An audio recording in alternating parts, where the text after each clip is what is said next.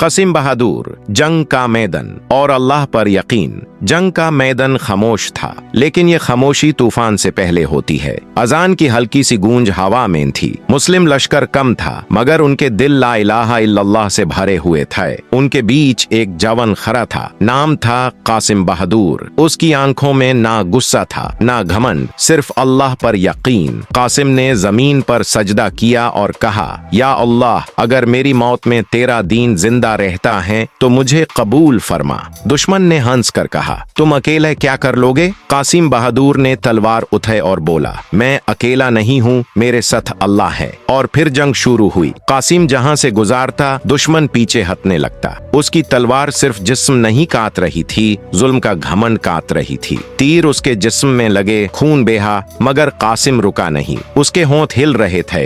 हस्बी अल्लाहु ला इलाहा इल्ला हुआ आखिरी हमला हुआ। कासिम जमीन पर गिर गया। उसने आसमान की तरफ देखा, मुस्कुराया और कहा, या अल्लाह, कासिम अपना वादा पूरा कर चुका। सूरज गुरूब हुआ, जंग खत्म हो गई। मुस्लिम लश्कर जीत चुका था। और लोग कहते हैं, हमने एक आदमी को गिरते देखा, मगर उसका हौसला पूरी कौम को उठा गया। कासिम बहादुर शहीद हुआ, लेकिन इस्लाम के इतिहास में जिंदा हो गया।